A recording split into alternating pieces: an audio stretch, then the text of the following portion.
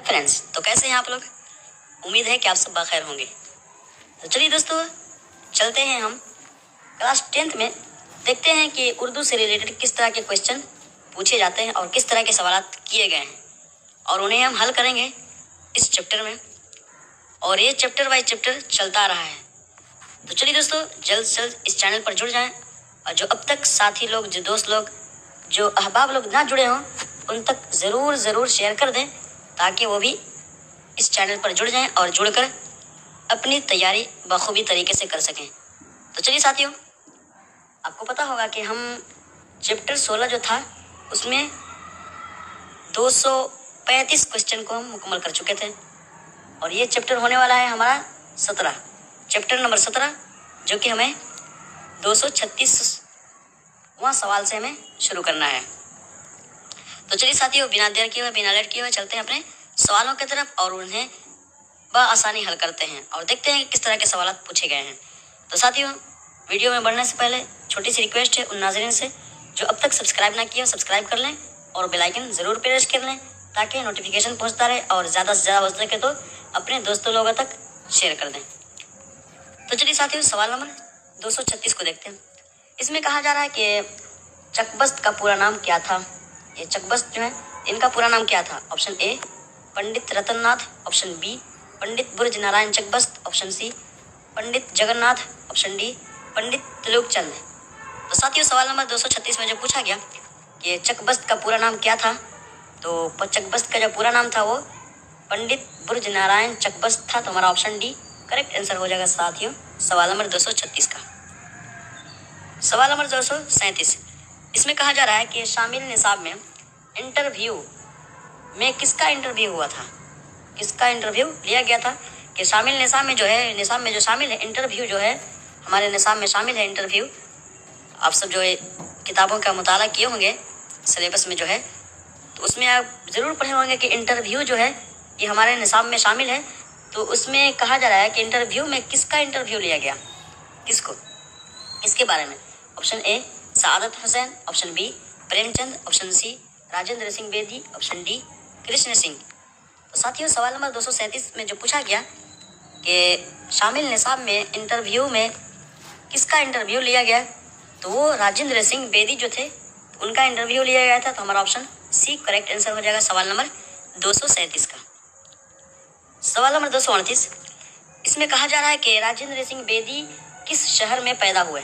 ये राजेंद्र सिंह बेदी जो है ये किस शहर में पैदा हुए। Option A Patna, option B Lahore में, ऑप्शन सी अमृतसर में, ऑप्शन डी दिल्ली में।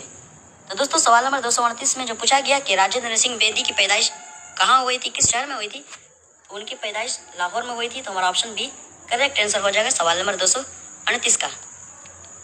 सवाल नंबर 239, इसमें कहा जा रहा है कि चकबस्त की पैदाइश कब हुई, इंतखाब करें। ये चकबस्त जो है इनकी पैदाइश कब हुई, इंतखाब करें। ऑप्शन ए 1882 ईस्वी, ऑप्शन बी 1870 ईस्वी, ऑप्शन सी 1880 ईस्वी, ऑप्शन डी 1877 ईस्वी। तो दोस्तों, सवाल नंबर 239 का हमारा करेक्ट आंसर जो होने वाला है कि चकबस्त की जब पैदाइश हुई थी तो वो सन ईस्वी जो चल रहा था वो 1882 चल रहा था। तो हमारा ऑप्शन ए करेक्ट आंसर हो जाएगा सवाल नंबर 239 का। सवाल नंबर 240, इसमें कहा जा रहा है कि ज़ेरे निसाब ख़त में गालिब ने किसको मुखातब किया है। ज़ेरे निसाब ख़त में जो है गालिब की, तो गालिब ने किसको मुखातब किया है। Option A Mustafa Khan, option B Aligarh, option C Hali को, ऑप्शन डी सुहेल अजीम आबादी को। तो दोस्तों, सवाल नंबर 240 में जो कहा गया कि ज़ेरे निसाब जो ख़त है उसमें गालिब ने किसको मुखातब किया, तो वो सुहेल अजीम आबादी को मुखातब किया। तो हमारा ऑप्शन डी करेक्ट आंसर हो जाएगा सवाल नंबर 240 का। सवाल नंबर 241, इसमें कहा जा रहा है कि चकबस्त का इंतकाल कहाँ हुआ, मुंतखब करें। ये चकबस्त जो है इनका विसाल कहाँ हुआ है, इंतखाब करें, चुनें। ऑप्शन ए लाहौर में, ऑप्शन बी लखनऊ में, option C Raebareli, option D Aligarh. तो साथियों, सवाल नंबर 241 में जो पूछा गया कि चकबस्त का इंतकाल कहाँ हुआ, मुंतखब करें। तो दोस्तों, चकबस्त जो है वो पैदा तो हुए थे लाहौर में, ठीक है। ये इनकी पैदाइश जो हुई थी लाहौर में थी, लेकिन इनका विसाल जो हुआ था वो रायबरेली में। तो हमारा ऑप्शन सी करेक्ट आंसर हो जाएगा साथियों सवाल नंबर 241 का। सवाल नंबर 242, इसमें कहा जा रहा है कि खतूत गालिब के मजमूए का नाम मुंतखब करें। या खतूत गालिब जो है, खतूत गालिब के मजमूए का नाम मुंतखब करें। Option A Ghubar Khatir, option B Makatib Sir Syed, option C Makatib Mehdi, option D Urdu Mualla. तो साथियों 242 में जो पूछा गया कि खतूत गालिब के मजमूए का नाम मुंतखब करें, तो इसमें हमारा सबसे सही जवाब, दुरुस्त जवाब जो होने वाला है कि खतूत गालिब के मजमूए का नाम जो है वो उर्दू मुअल्ला है। तो हमारा ऑप्शन डी करेक्ट आंसर हो जाएगा साथियों सवाल नंबर 242 का। सवाल नंबर 243, इसमें कहा जा रहा है बेदी का इंतकाल कब हुआ।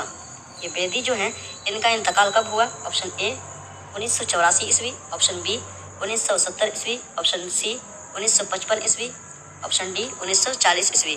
तो दोस्तों सवाल नंबर 243 में जो पूछा गया कि बेदी का इंतकाल कब हुआ, तो साथियों बेदी जब इंतकाल हुए थे तो वो सन ईस्वी 1984 ईस्वी चल रहा था। तो हमारा ऑप्शन ए करेक्ट आंसर हो जाएगा साथियों सवाल नंबर 243 का।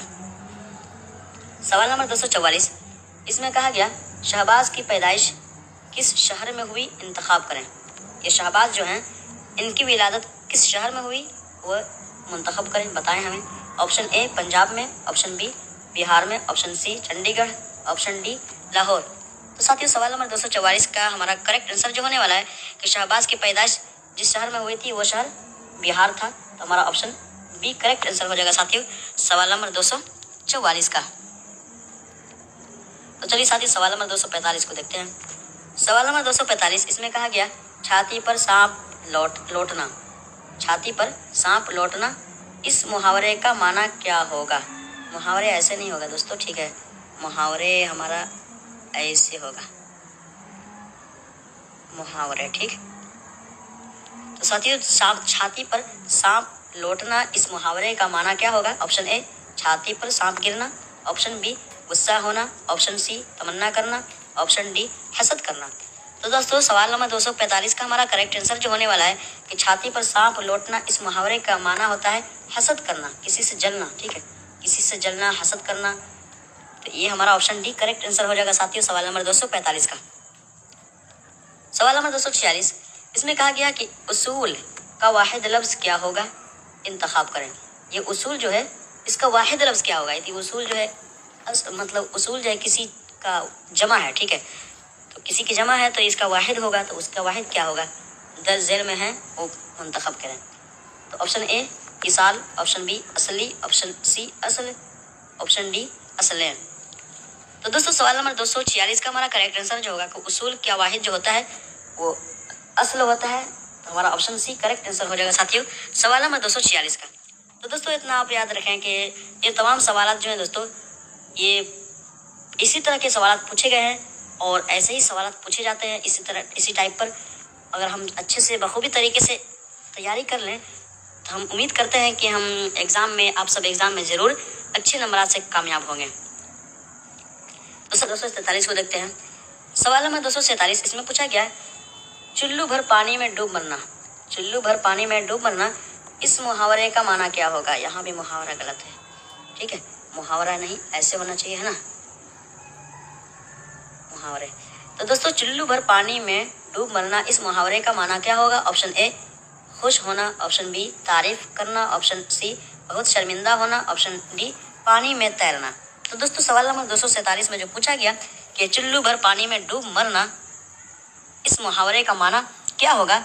तो दोस्तों इसका माना होता है बहुत शर्मिंदा होना, ठीक है, ये बहुत शर्मिंदा होना होता है, क्योंकि हम बात ही बात में किसी को अगर कोई नाजेबा हरकत करता है, कोई इंसान कोई शर्मनाक कोई हरकत करता है तो हम रोज़मर्रा के कामों में, रोज़मर्रा के अल्फाजों में हम कह देते हैं कि चुल्लू जाओ तुम चुल्लू भर पानी में डूब मरो, जो ऐसा काम किए हो। हम रहते या कोई और रहता तो तुम चुल्लू भर पानी में डूब मरता। तो उसी को कहते हैं दोस्तों कि चुल्लू भर पानी में डूब मरना मतलब बहुत शर्मिंदा होना, ठीक है। तो चलिए साथियों सवाल नंबर 248 को देखते हैं। सवाल नंबर 248, इसमें पूछा गया बेदी के पहले अफसानवी मजमूए का नाम क्या है। बेदी के पहले अफसानवी मजमूए का नाम क्या है। ऑप्शन ए महारानी का तोहफा, ऑप्शन बी बेगम का तोहफा, ऑप्शन सी कफन, ऑप्शन डी जामुन का पेड़। तो दोस्तों सवाल नंबर 248 का हमारा करेक्ट आंसर जो होने वाला है कि बेदी के पहले अफसानवी मजमूए का नाम जो है वो साथियों महारानी का तोहफा है। तो हमारा ऑप्शन ए करेक्ट आंसर हो जाएगा साथियों सवाल नंबर 248 का। तो चलिए साथियों सवाल नंबर 249 को देखते हैं। सवाल नंबर 249 इसमें पूछा गया मिर्ज़ा गालिब की पैदाइश किस सूबे में हुई। ये मिर्ज़ा गालिब जो है इनकी पैदाइश किस सूबे में हुई। ऑप्शन ए आगरा में, ऑप्शन बी लाहौर में, option C Lucknow, option D Rampur. तो साथियों सवाल नंबर 249 का हमारा करेक्ट आंसर जो होने वाला है कि मिर्ज़ा गालिब की पैदाइश किस सूबे में हुई थी, तो वो आगरा में हुई थी। तो हमारा ऑप्शन ए करेक्ट आंसर हो जाएगा साथियों सवाल नंबर 249 का। तो चलिए साथियों सवाल नंबर 250 को देखते हैं, यानी कि आखिरी सवाल। तो चलिए साथियों सवाल नंबर 250 में पूछा गया कि आकिल का क्या माना आते हैं, मुंतखब करें। ये आकिल जो है इसका माना क्या होंगे, मुंतखब करें। ऑप्शन ए बेवकूफ़, ऑप्शन बी ईमानदार, ऑप्शन सी समझदार, ऑप्शन डी पागल। तो साथियों सवाल नंबर 250 में जो कहा गया कि आकिल जो है इसका माना क्या आते हैं, मुंतखब करें। तो साथियों आकिल जो होता है, आकिल मतलब समझदार, अक्लमंद, इसी से निकला है, ठीक है। अक्लमंद जब हम बोलते हैं ना अक्लमंद, तो उसी को अक्लमंद मतलब समझदार, होशियार। तो उसी तरह आकिल जो है, आकिल का मतलब समझदार होता है। तो हमारा ऑप्शन सी करेक्ट आंसर हो जाएगा साथियों सवाल नंबर 250 का। तो दोस्तों सवाल नंबर हम 250 सवालों को मुकम्मल कर चुके हैं। दोस्तों इतना सवाल तो नहीं पूछे जाते, लेकिन इन्हीं सवालों में से पूछे जाते हैं। ऐसे ही टाइप पर सवाल किए जाते हैं और इन्हीं के अंदर, इन्हीं सवालों के दायरे में रहकर सवाल पूछे जाते हैं BSEB बोर्ड में, ठीक है। तो दोस्तों हम उम्मीद करते हैं कि आपके इल्म में बहुत इजाफा हुआ होगा, क्योंकि 250 सवाल मुकम्मल हो चुका है। और हम अगर अच्छे से इन्हीं सवालों को, और जो सवाल चल रहे हैं चैप्टर बाई चैप्टर, इन्हीं की अगर हम बखूबी तरीके से तैयारी कर लें, तो हमें उम्मीद है 90% उम्मीद, 95% उम्मीद है कि हम ज़रूर अच्छे नंबर से कामयाब होंगे। क्योंकि BSEB बोर्ड में इसके ऊपर नहीं ज़्यादा पूछता है, इसके ऊपर हार्ड क्वेश्चन नहीं बनाते हैं, बल्कि इसी टाइप पर, इसी कैटेगरी पर ऐसे ही नॉर्मल सवाल बनाते हैं। तो चलिए दोस्तों मिलते हैं अगले चैप्टर में, अगले वीडियो में, और अगले चैप्टर के साथ, अब अगले सवालों के साथ। तब तक के लिए दोस्तों अपना ख्याल रखें, और जाते जाते जो नाज़रीन सब्सक्राइब ना किए हों सब्सक्राइब कर लें और बेल आइकन प्रेस कर दें ताकि नोटिफिकेशन पहुंचता रहे। तो चलिए साथियों अपना ख्याल रखें। अल्लाह हाफिज़।